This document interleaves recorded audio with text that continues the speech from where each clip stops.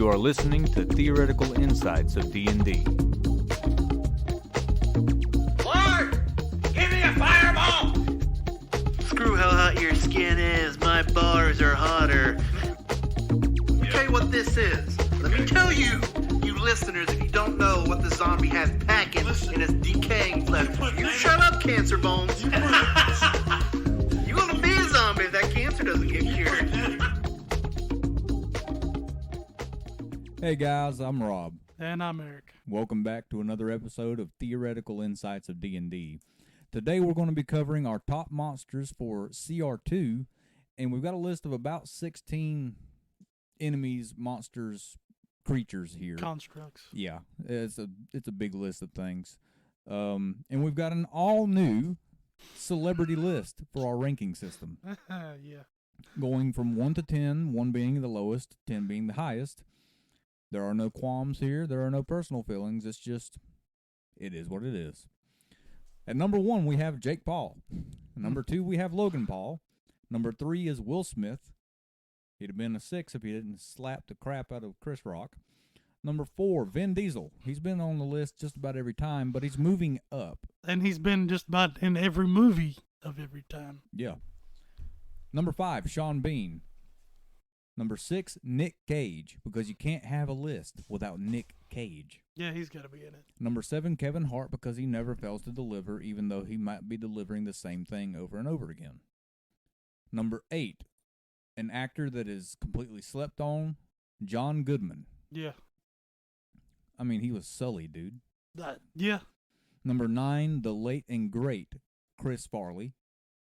And number 10, Keanu Reeves, or Rihanna Keys. Or Rihanna Keys. For those of you that have listened or watched any videos from the Spiffing Brit and his Skyrim playthroughs, Rihanna Keys is in the building. Rihanna Keys is better than John Wick. Yeah. All right, so we're going to start the list off with the Allosaurus. What's not cool about the dinosaur? I mean, seriously, other than the fact that they're extinct. And the Allosaurus actually had arms it could use. Yeah, unlike the T-Rex and his little bitty arms. Yeah. It makes me think of the Meet the Robinsons movie of, I got a big head and little arms. Yeah. So starting off, it's got an armor class of 13. Hit points are 51, so it's a good start for the CR2 list, seeing a big jump in the hit point numbers that we're seeing in CR1. And a movement of 60 feet. Well, I mean, they were supposedly fast. Yeah, they were, from the explanations that I've heard before, they were a full-blown raptor, pretty much. They were smaller than a Rex, bigger than a raptor. I mean, even bigger than the ones we see in, like, Jurassic Park. Yeah, they were. But almost as fast. 10 foot tall or something. Yeah. Something close to that. I'll go ahead and tell you, the last thing you want to run into is a pack of these on an arc. You can't outrun them. That is true. So it's got a 19 strength, dexterity is 13, con is 17, intelligence is a 2. I mean, yeah. It's a walnut-sized brain. Wisdom is 12, however, and the charisma is 5. It's not picking up very many ladies. You roll up with a dinosaur and see how much your charisma goes up. Fair. That should be a higher stat. Well, I mean, this is the dinosaur's charisma, not the rider's. I know, but as a dinosaur, it'd be turning heads. Well, I don't know, because you're in a land that's already full of dinosaurs anyway. So, yeah, maybe. Yeah, and this one's kind of ugly. He's pretty. I mean, the picture doesn't show him very well, but... Yeah. So, he's got a +5 to his perception, a passive perception of 15, so he's not exactly going to be easy to sneak past. Now, it's got a special ability called Pounce. If the Allosaurus moves at least 30 feet straight toward a creature and then hits it with a claw attack on the same turn, that target must succeed a DC 13 strength saving throw or be knocked prone. If the target is prone, the Allosaurus can make one bite attack against it as a bonus action. I'm sorry, but with this being a large beast with a movement of 60 feet and it being considered a pounce, that strength saving throw should be at least a 15. Yeah, it should be higher. Because you think about it, you've got a white panel van running and pouncing on you. Yeah. I mean, realistically. As actions, it's got a bite attack, which is a +6 to hit, reach of 5 feet, does 2d10 plus 4 piercing damage. Average of 15. That's good damage. Yeah, that's good. That's really good damage. The claw is plus 6 to hit, 1d8 plus 4. So with that pounce attack, you're still going to be doing a d8 plus 4 damage, whether they get knocked prone or not. Mm-hmm. You know, as a DM, you don't have the guaranteed damage, but it's there. Now, I would put I'm not a DM by any means, but I would put in some kind of special rule with an Allosaurus. Like, if you're a normal size, medium or larger, you would automatically be bounced. Because there's, like, realistically, there's no way it's not going to. Yeah. It's not going to down you. Like, now, a gnome, yeah, you could sneak out of that. Yeah. Now, the thing is I would, if I was to run a game and there was an Allosaurus in there, I would pretty much raise the strength saving throw to a 15. Just, okay. Because like you said, something that weighs the same as a full-size van jumping on you and making a claw attack, you're going prone. Yeah. Unless you're higher level, you know, and CR2, as a DM, I don't know unless it was just going to be a throwaway thing. I don't think I'd put CR2s against a 15th level party. Nah. Like a 15th level party and a 20th level party would have one of these things as a mount. Well, one. These things would travel in packs. Well, they can, yeah. They can. Where does this guy fall on our celebrity list? I mean, it's a dinosaur, so it's cool. Yeah, it's above 5. Yeah. Sorry, Sean Bean. The stats given on the page. Its best quality is its health and the bite being 2d10. Yeah. I don't know. I would say. I think I'd rate it around Kevin Hart, 7. Because you know what it's going to be bringing. You know it's going to be terrifying. You know it's going to be interesting. Just like Kevin Hart. You know it's going to be interesting. You know it's going to be funny. Yeah. It may be the same thing every once in a while, but it's going to be good. Yeah, I was going to say either a 6 or 7. You heard it here first, folks. Kevin Hart's an Allosaurus. I don't think he's tall enough to be an Allosaurus. Maybe a baby one. Moving on, we now have the Awakened Tree. Now, the Awakened Tree in and of itself is just cool. Because you think of the Ents from Lord of the Rings when he's like, okay, we go to war. Yeah. Attack Saruman. You know? It's got an AC. AC of 13. 59 hit points. Strength of 19, Dex of 6, not surprising there. Con of 15, 10 Intelligence and Wisdom, and a 7 Charisma.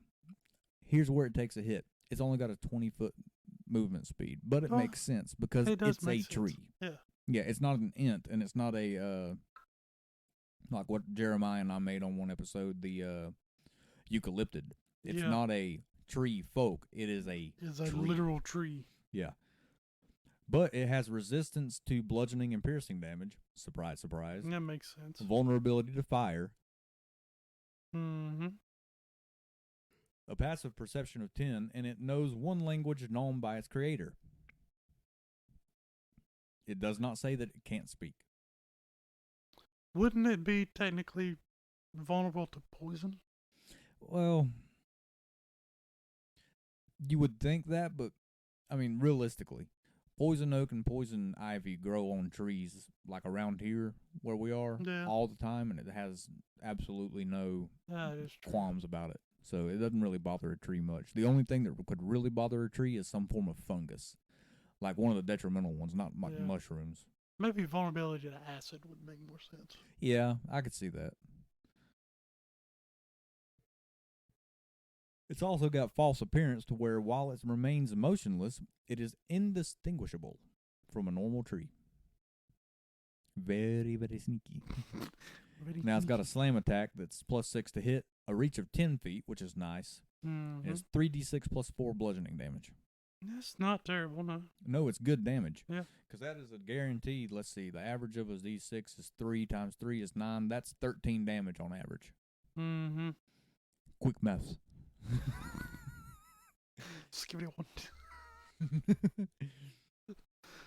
I like the awakened tree. I like the idea of the awakened tree. I don't like it as much as I do the int, but I like the idea.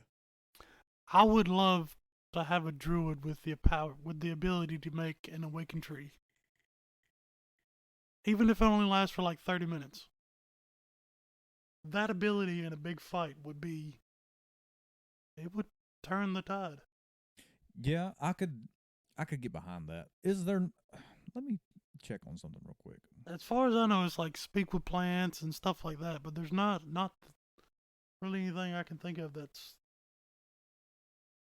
make a tree walk.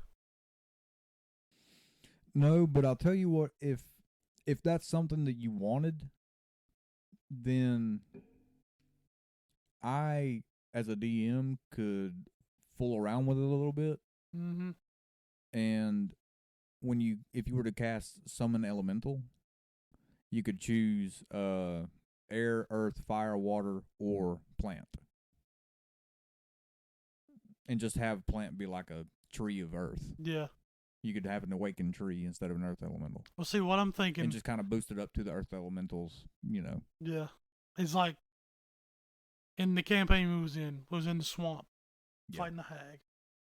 Druid, like, battles dwindling. Druid's, like, low health. He goes over, touches one of these cypress trees or whatever's in the swamp, and just animates the tree. Yeah. Yeah, that could actually work. But here's the real question. This is the whole reason we're doing this list. Where does the awakened tree fall in between Jake Paul and Keanu Reeves? I'd say Chris Farley. Really? Yes. All the way up at number 9. Well, you gotta remember, I love playing druids. Well, yeah. And this fits a druid play very well. It does. Honestly, I think it's just LaShawn Bean. 5. You suck. You know that? I know.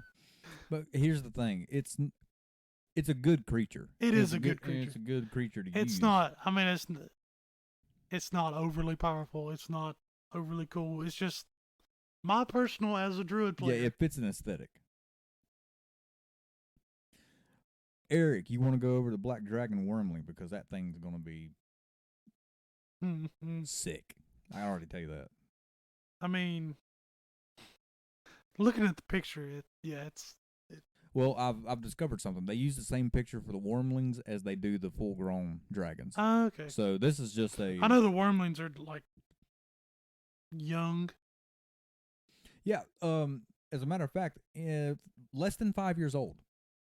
That's what I talked about that in the first CR, the CR1 episode. So yeah. If you've ever killed a Wormling, congratulations, you have killed a literal child. You should be ashamed of yourself. No, they're like dogs. They age differently. Yeah, which is why they're 800 years or more. Like my boy Tackleberry here. He's 6 months old, but he's a teenager.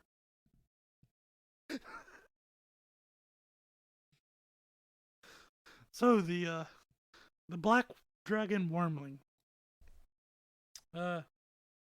It's a dragon. It's gonna be cool. But it's not that powerful. No. I mean, it's only a Wormling. What do you expect? But I mean, it's natural 17 armor class. Which is... It's actually really good. Yeah. Because everything we've talked about so far has been a 13 or a little around there. This is going to be difficult to hit for some people. Yeah, especially if you're at a party level to where you're actually going against one of these things. Mm-hmm. Its hit points is average of 33, which is not the greatest. But it's got 6d8 plus 6 for its hit points. So it could be really good. Yeah, you got the potential of having right at 52, 54 health. But here's where it gets interesting. It's only got a 30-foot speed of movement. But it's got a 60-foot fly and a 30-foot swim. This guy is mobile. Alabama. This guy's mobile. He's going to be moving around the battlefield. No matter what battlefield you're in, he can move in it. Yeah, and as we've said before, Mobility is key if you want to have anything that is decent at combat. It's not always about damage. Yeah.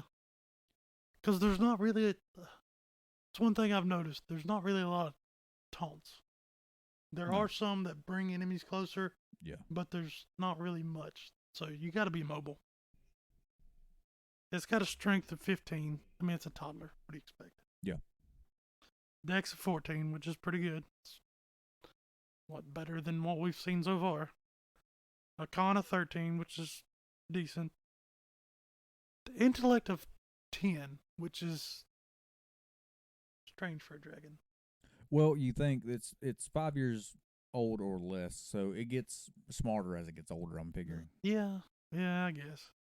Wisdom is 11, which, yeah, it's a toddler. Charisma's 13. It's a toddler, I guess. I guess that's the reasoning Yeah. why. It's got lots of saving throws. Dex, con, wisdom, and charisma. Which it's wisdom and charisma is terrible anyways. Yeah, it needs the proficiency in those. Yeah. It's got perception and stealth. Both at a +4. But that stealth is kind of odd though.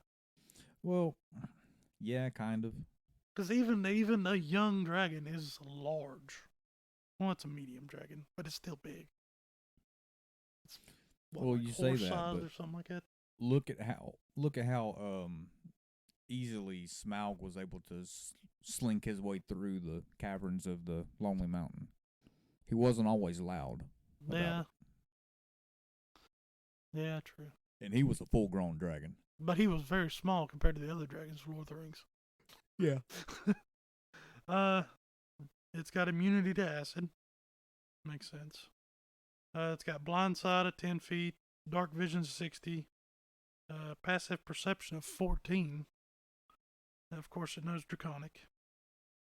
Here's the interesting thing. It's amphibious, which means, according to the guy that I used to work with, it can use both its left hand and right hand.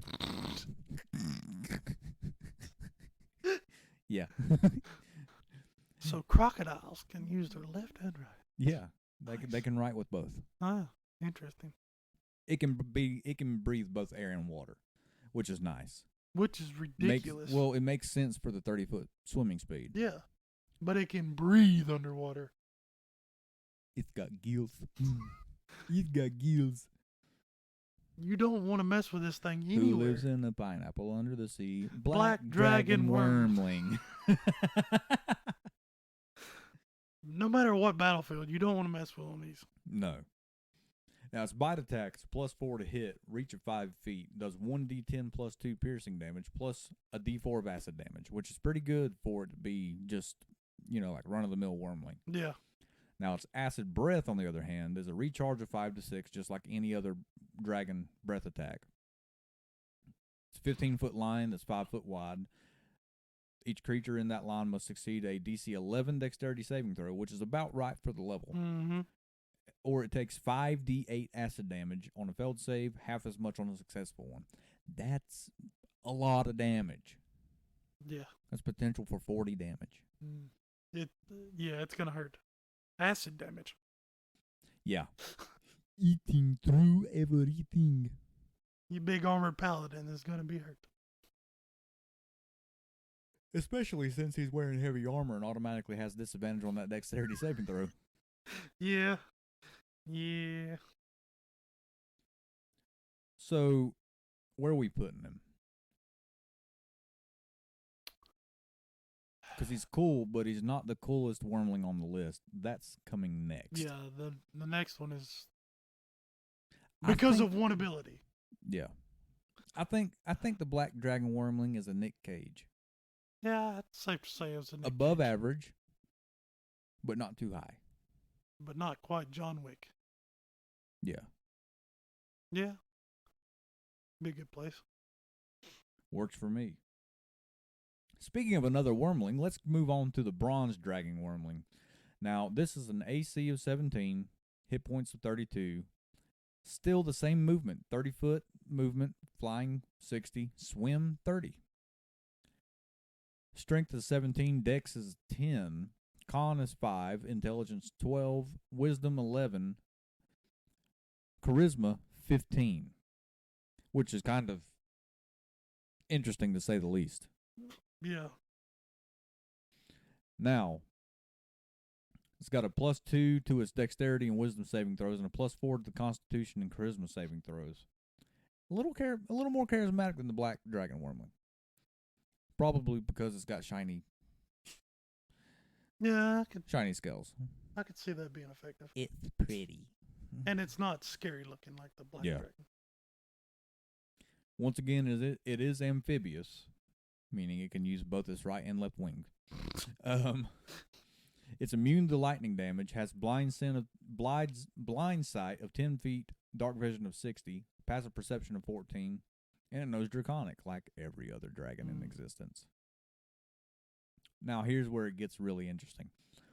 The bite is +5 to hit, 5 foot of reach, 1d10 +4 piercing damage, so it's doing less damage than the Black Dragon Wormling just because it's a little bit weaker. Yeah. The breath weapon has 2 options. Mm-hmm. So it has a lightning breath, which is a 40-foot line, 15 feet wide. Each 5 creature, feet wide. Yeah, 5 feet. Each creature in that line must make a dexterity saving throw of 12 or take 3d10 lightning damage, or half as much on a successful. So it's not doing as much damage, but the save is just 1 higher. And I think it's a good bit longer. Because if I'm not mistaken, the acid breath was only 15. Yeah, let me look. Yeah, 15-foot line. Yeah, you've got an extra 25 feet here to play around with. And now it's got a repulsion breath. The dragon exhales repulsion energy in a 30-foot cone. Each creature in that cone must succeed on a DC 12 strength saving throw, and on a failed save, the creature is pushed 30 feet away from the dragon. Don't fight this dragon on the side of a mountain. No, don't do that. Because unless you play an Aarakocra, a Aethamir, or something else with wings, you're gonna die. It's gonna be one of those.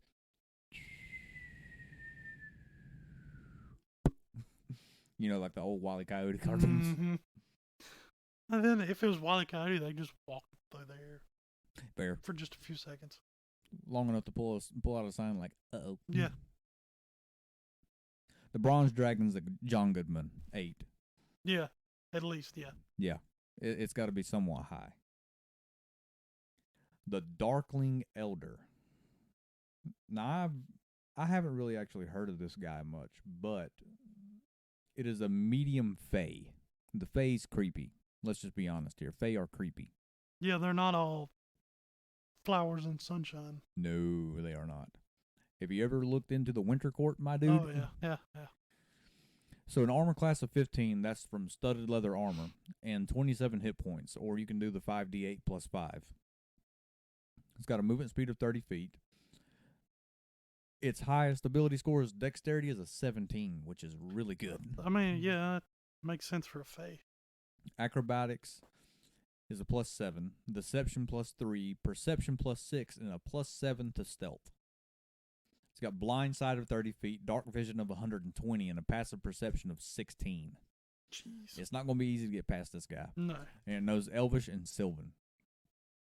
So here's something interesting about it. Death Burn.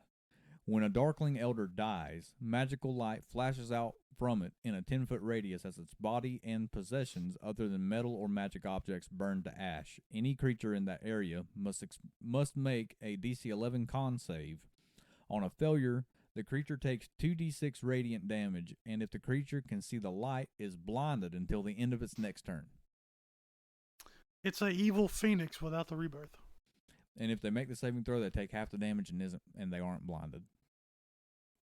It also has multi-attack, so it makes 2 melee attacks. Melee attack is with a short sword, so it's going to be a +5 to hit, 1d6 +3, and if the Elder has advantage on the attack roll, guess what? It's got sneak attack, an extra 3d6 of damage. Now it's got a darkness ability where the Darkling Elder can cast darkness without using any components, and Wisdom is its spellcasting ability.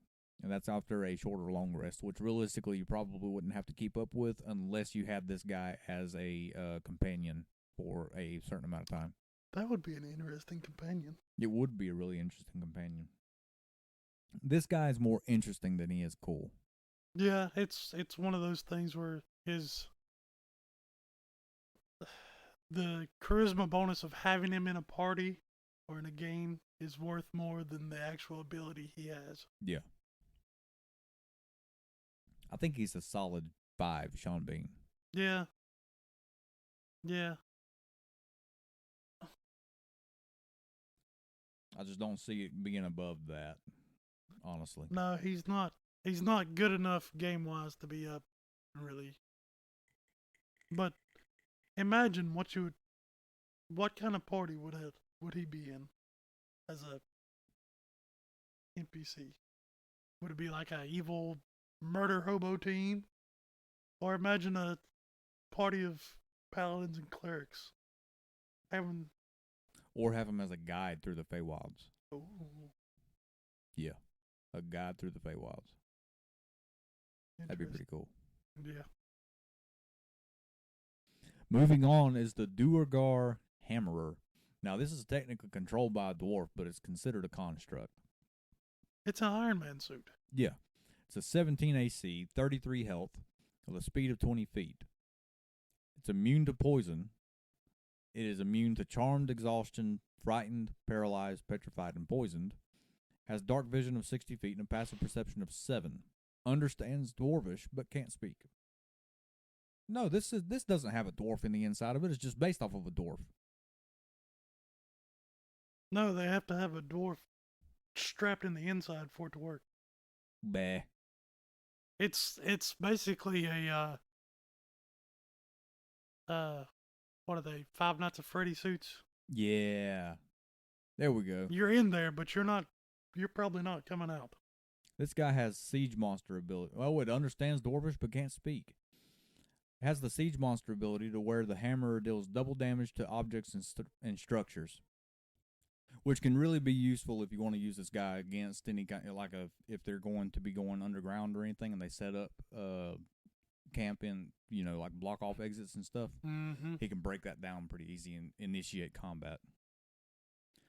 It's got multi-attack. It makes 1 claw attack and 1 hammer attack. Surprise, surprise, it's got a hammer attack. Would have never guessed. No. It's not like it's called a hammer or anything.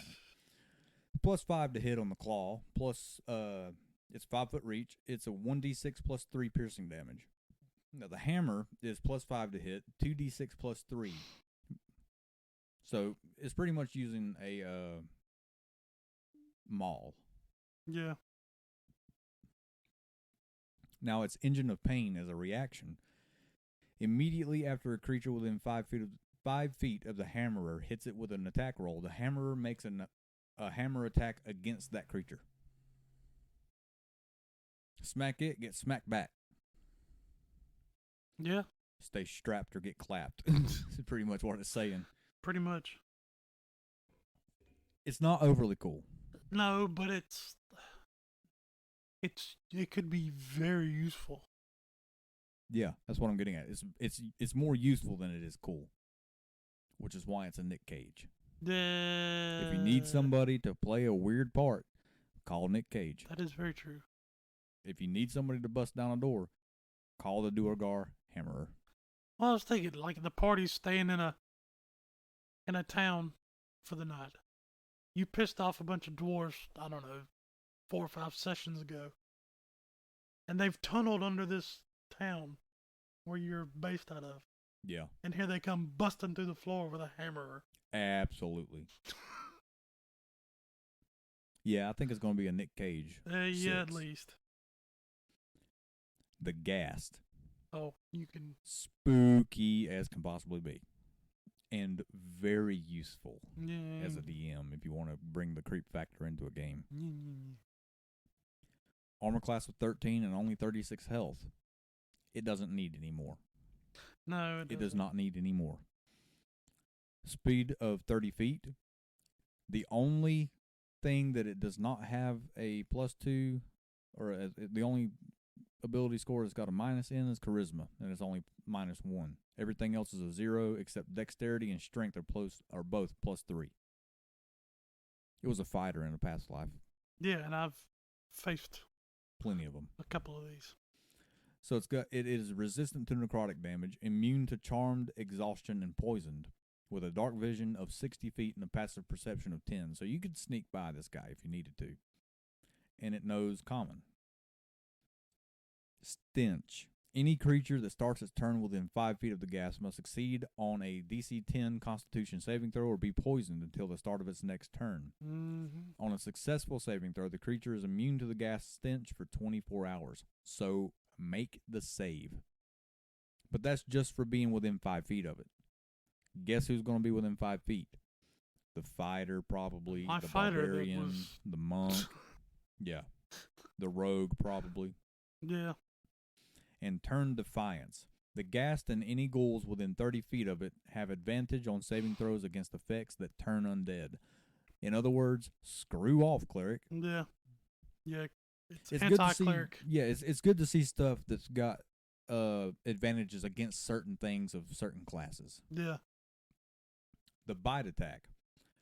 +3 to hit, 5 foot reach, 2d8 plus 3 piercing damage. Mm-hmm. This guy's a glass cannon. Yeah. Here's where it gets spooky. +5 to hit on the claw, 5 foot reach, 2d6 plus 3 slashing damage. So, a great sword. Yeah. If the target is a creature other than undead, it must succeed on a DC 10 Constitution saving throw or be paralyzed for You know 1 what you minute. can do with that claw? Paralyze people. Trust me, I know. Paralyzed for 1 minute. Trust me. The target can repeat the saving throw at the end of each of its turns, ending the effect on itself as a success. Eric, what are the what's the outcome of being paralyzed? You almost die for like 20 minutes. That and all attacks made against you are made with advantage, and any hit is considered a critical. Yeah. Yeah, it hurts. Granted, I'm not the DM that did you did you that dirty. No. This dude is cool. Yeah, it is. Very cool. And just imagine you're coming up on a graveyard. All these ghouls and stuff start popping up. Your cleric's all like giddy with happiness. Yeah. And then Turn a gas undead pops he's up got and it's like- dang it. Dang it, Bubby. This guy is a Keanu Reeves. I wouldn't He go that may not far. be a Rianu Keeves, but he's a Keanu Okay, Reeves. yeah, I could see that. He is top tier cool, but he is not spiffing bricks He's a- Skyrim. He's a 10, but not a 10.5. Yeah, he's a 10, but not a 10.5. Yeah, I can see that. The gas is just straight up cool. It's useful. It's scary. It fills a very good niche. Now, I will say, if your DM throws a horde of these at you, Do not run in the middle of them. there's going to be a grave outside with a DM inside it.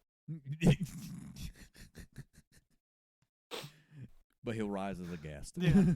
And then paralyze you some more.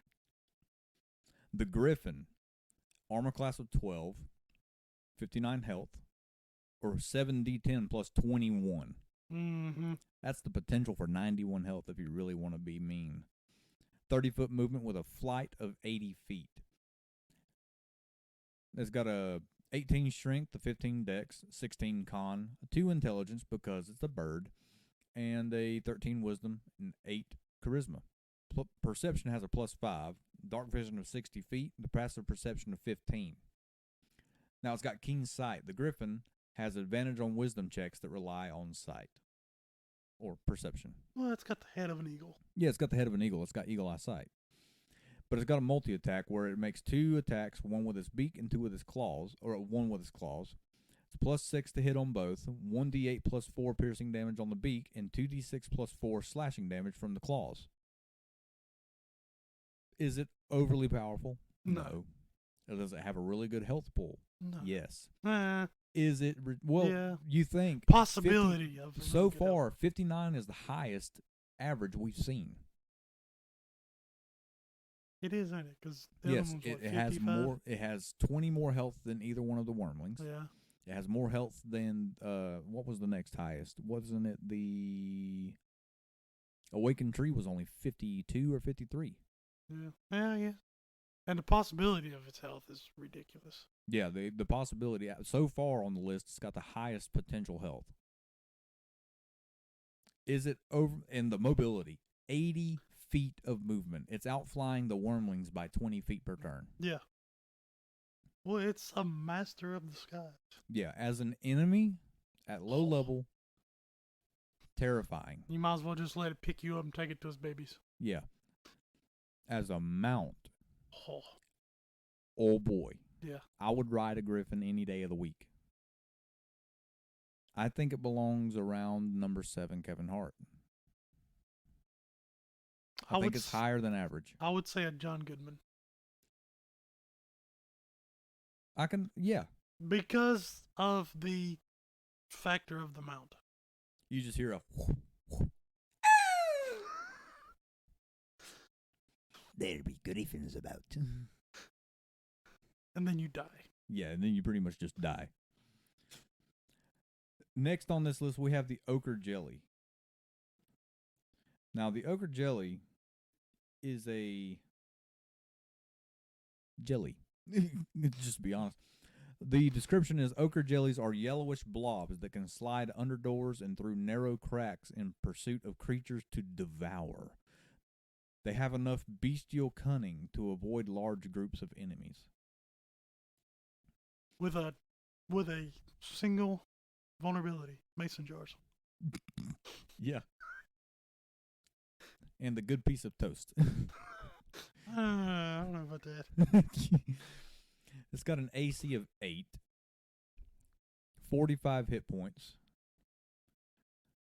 10 foot of movement with a climb speed of 10. Brisk pace, you could outrun it. Yeah. It's resistant to acid, immune to lightning and slashing, immune to blinded, charmed, deafened, exhaustion, frightened, prone, blind side of 60 feet, blind beyond this radius, and passive perception of 8. It is amorphous, so it can move through a space as narrow as 1 inch without squeezing. And it has spider climb. Mm-hmm. The jelly can climb difficult surfaces, including upside down on ceilings, without needing to make an ability check. Imagine walking through a cave and this starts dripping on you. That's the point. Oh. Pseudopod, +4 to hit, 2d6 plus 2 bludgeoning damage, and 1d6 of acid damage. Its reaction: when a jelly that is medium or larger is subjected to lightning or slashing damage, it splits into 2 new jellies if it has at least 10 hit points. Each new jelly has hit points equal to half the original jellies rounded down. New jellies are one size smaller than the original jelly. Guess what? This starts off large. Oh. Size what? 4 splits? Max? Yeah. Ew. This is not scary as a single creature in a dungeon or like in a sewer. Imagine, because me and Jeremiah talked about the possibility. I think you were in on the conversation too when we were talking about the other jelly that you step in and does acid damage. Imagine 10 of these on the ceiling of the sewer in the city, and you have to go through the sewer to get to this dungeon or whatever. You're searching. The queen dropped her ring down the toilet, and now you got to go find it. And you're walking through, and the next thing you know, you look up, you got a little bit of a drip on you. It's like, ow, that burned a little bit. And you look up, there's 10 ochre jellies that just drop down. And that all split 4 times. Good Yes. Lord. Yes. Let's hope. And this is one of those things to where if those people that are playing do not metagame, they know the thing, but they're like, you know what, my character doesn't know, I'm going to launch Lightning Bolt. I'm going to Grandma's house to get some mason jars. Yeah. Homeboy tries to launch a Lightning Bolt, hits all 10, and then all 10 split. Jeez.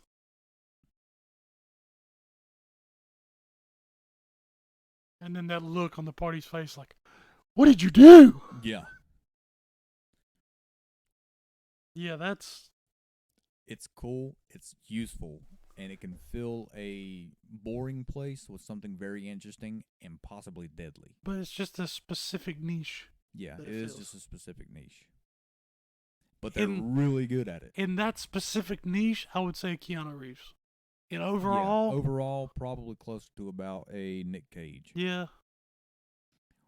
If you're going against these guys in a kind of a tight tunnel, it's only 10 foot wide or so, and maybe Oh, 10, God. 15 foot tall.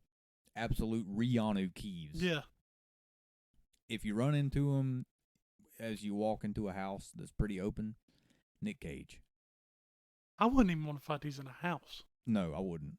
But you're obviously, I don't think you're going to run into him out in the field anywhere. No.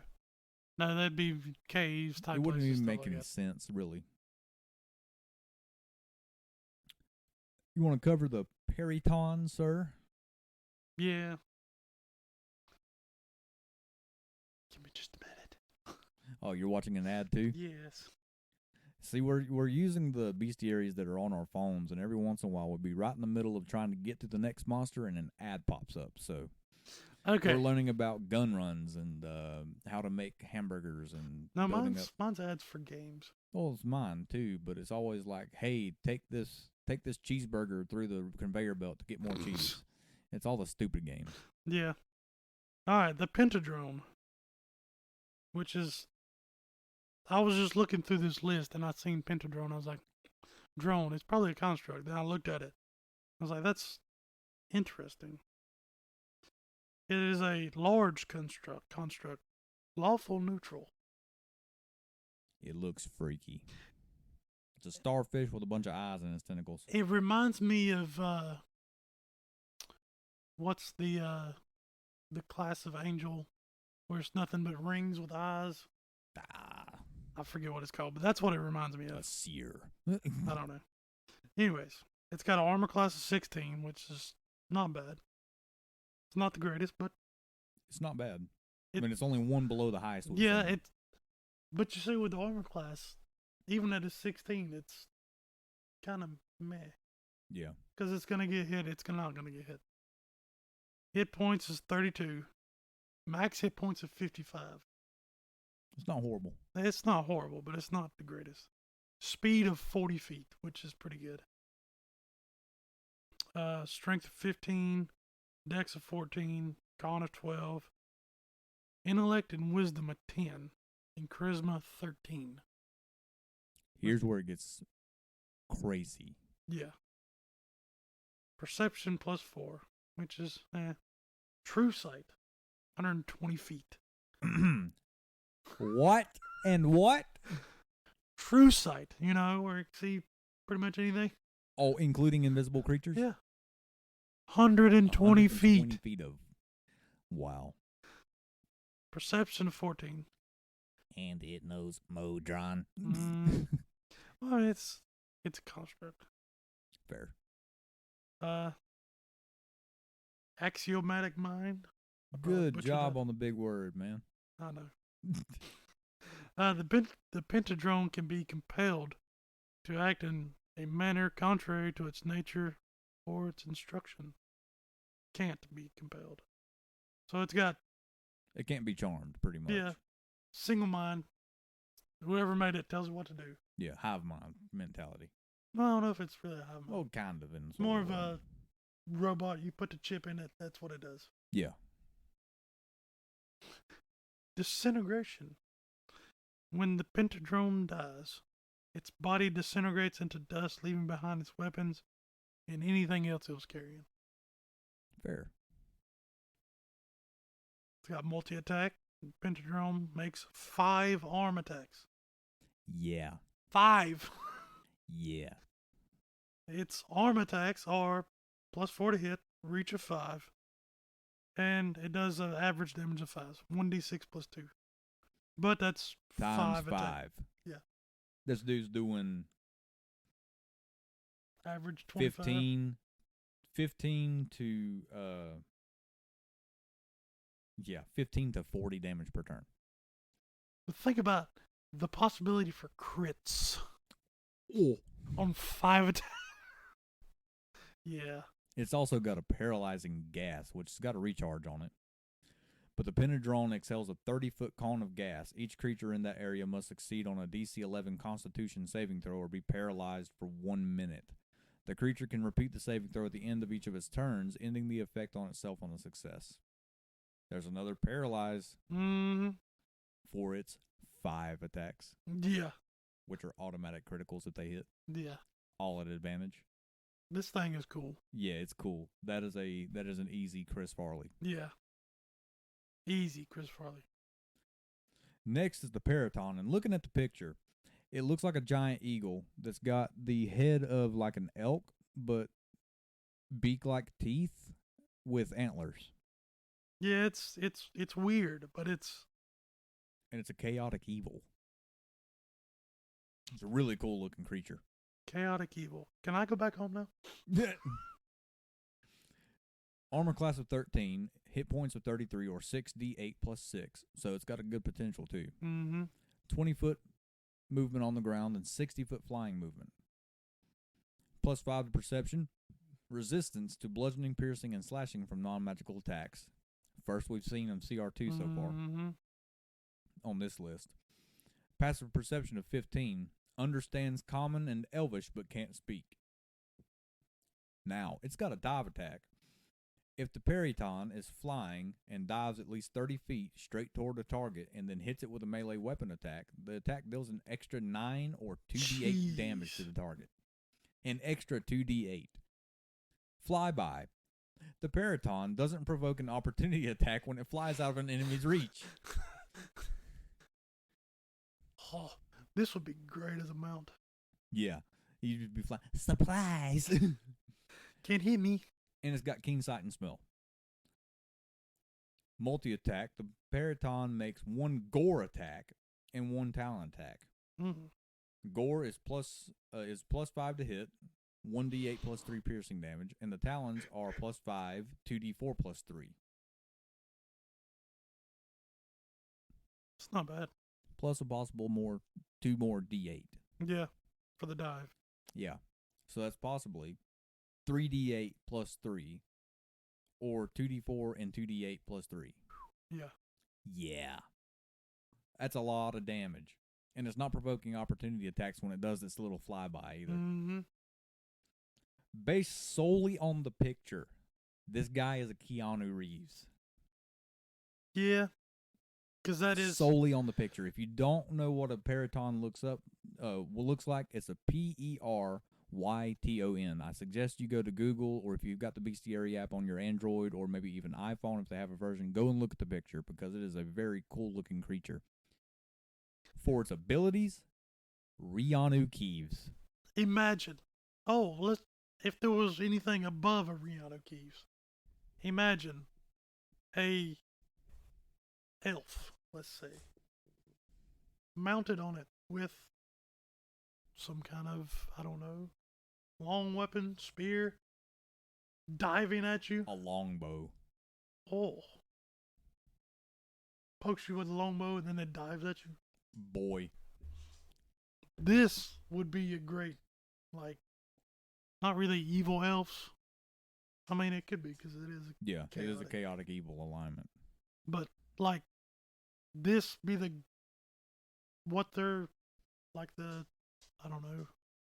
nation of elves in the forest, the deep dark forest. They ride these things. Yeah, that's a Rianu Keeves. That definitely. This is possibly the coolest we've talked about so far, which is kind of sad because it's not really doing much. The Sea Hag.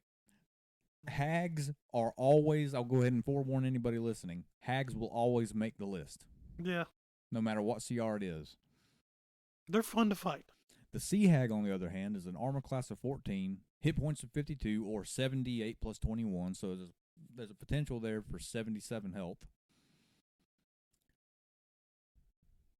Or 75. Yeah. Somewhere around there. My quick math stopped working. Dark vision of 60 feet, passive perception of 11, and it knows Aquan, Common, and Giant. It's a challenge rating of 2, or it's a challenge rating of 4 when it's part of a coven. The hag can breathe air and water because it's ambidextrous. Oh, wait, no, that's amphibious. It's got a horrific appearance. Any humanoid that starts its turn within 30 feet of the hag and can see the hag's true form must make a wisdom saving throw of 11. On a failed save, the creature is frightened for 1 minute. It can repeat the saving throw at the end of each of its turns, with disadvantage if the hag is within line of sight, ending the effect on itself on a success. If it succeeds, it just knows it's ugly for 24 hours.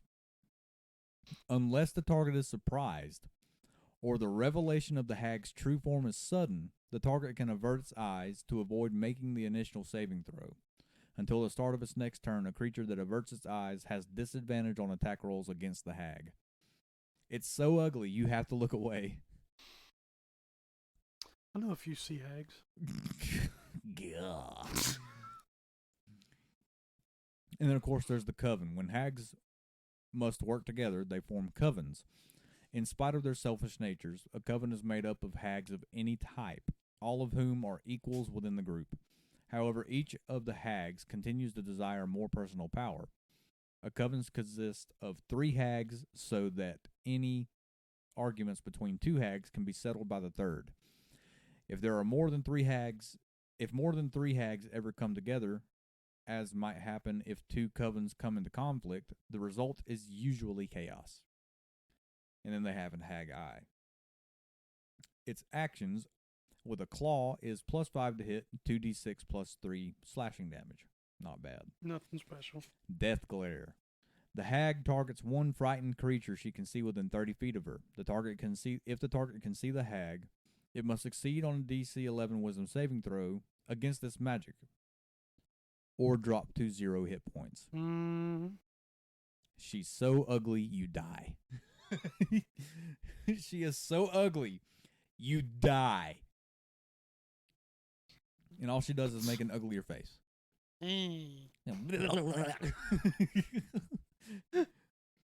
Look over here, Sonny. She flashes you. Oh, no. Sea cucumbers, my weakness. And it's also got an illusory appearance. The hag covers herself and anything she's wearing or carrying with a magical illusion that makes her look like an ugly creature of her general size and humanoid shape. The effect ends if the hag takes a bonus action to end it or if she dies.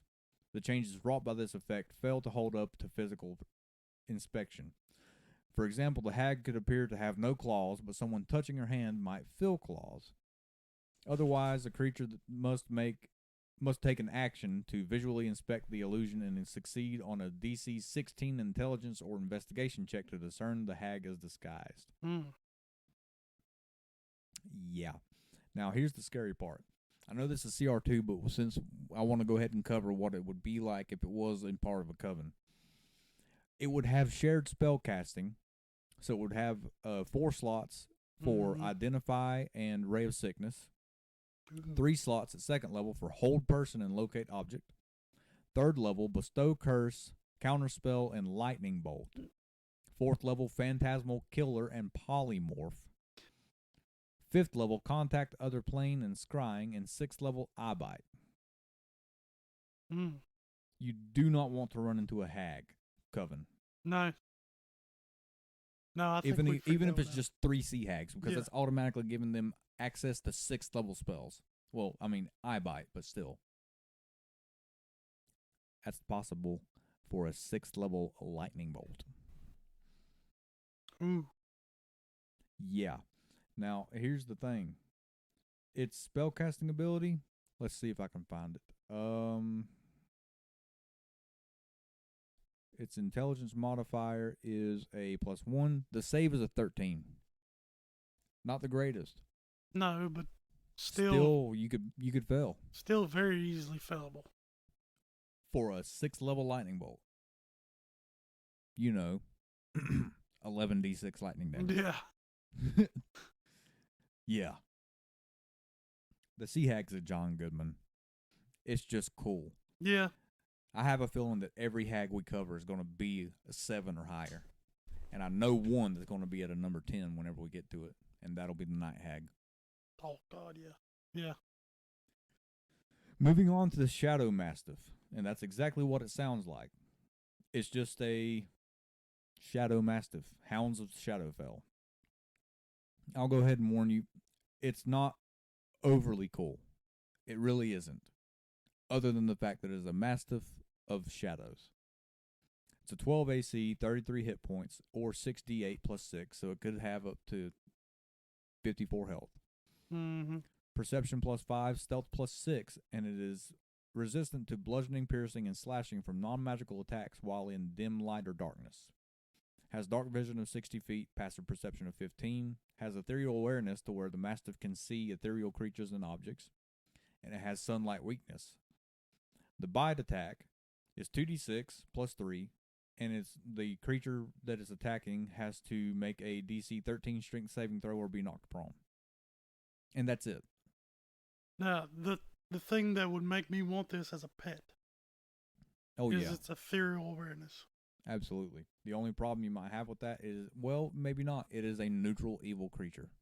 You could possibly tame one of these. Yeah, It'd probably be hard, very. but a Beastmaster Ranger, could tame one of these probably pretty easy. I would say this falls on the cool factor, probably around a Sean Bean. Yeah, it's not overly cool. It's got its place, but it's not. Yeah. Oh, I gotta have it.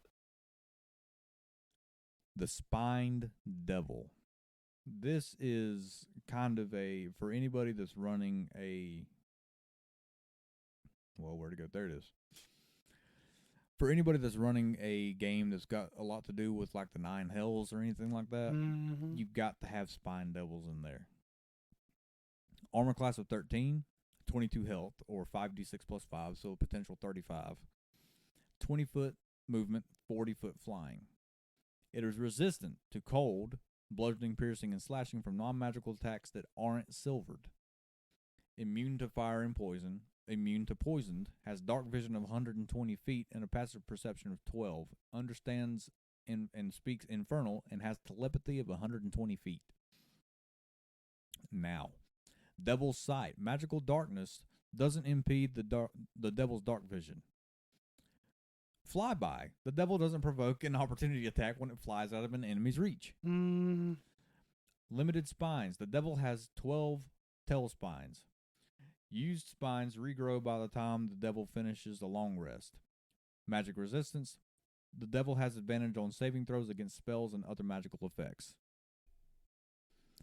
Now, its actions, it's got a multi-attack where it makes 2 attacks, one with its bite and one with its fork and 2 with its tail spines. The bite is plus 2 to hit, 5-foot reach, 2d4 slashing damage. The fork is plus 2 to hit, 1d6. The tail spine is plus 4 in a range of 20 to 80 feet, does 1d4 plus 2 piercing damage, plus 1d6 fire damage. It's very weak, but it's cool. But the weakness, you've got to be able to hit it. Yeah. See, the entire idea of the Spine Devils, like flying down, bobbing and weaving out, there's not going to be just one. There's going to be like 10.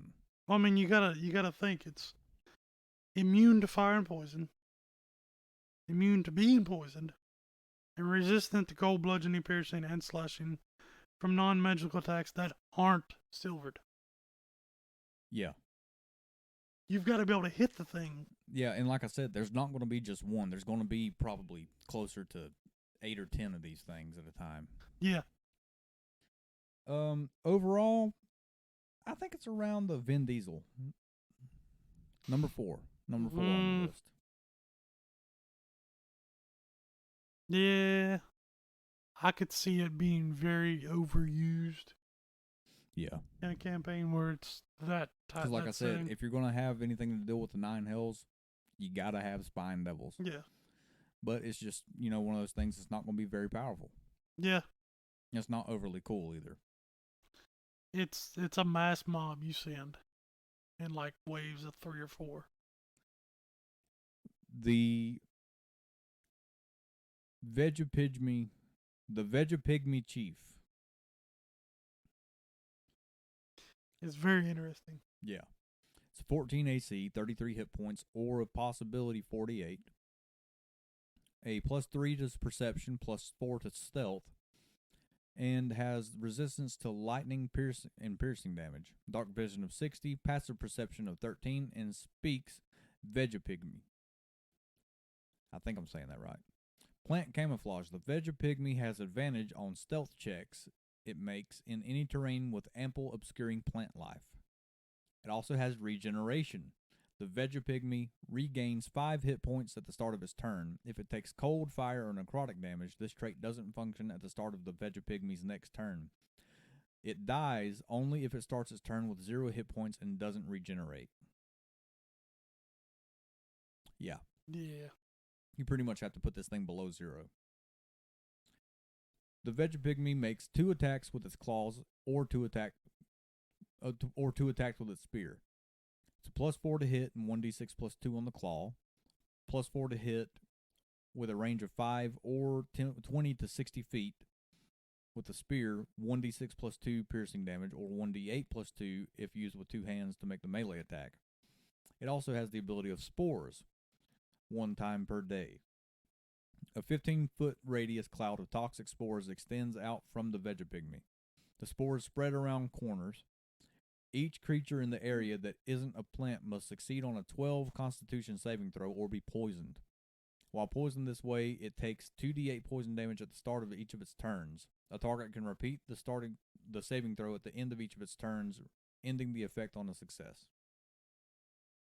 It's not great, but it's not bad either. No. It's right there in the middle of the road at Sean Bean. Yeah. And it's with ample obscuring vegetation. It's a pygmy. It's small. It can sneak in and out very easily, especially if you were going to go into some of these deeper foliage places. Last on the list, we have the were creatures for CR2. Those are the werebat, the were-rat, and the were-raven. All of them are very close in health, ranging from 24 to 33. And they're pretty much exactly what they sound like. They're a medium humanoid creature that is just a were. So,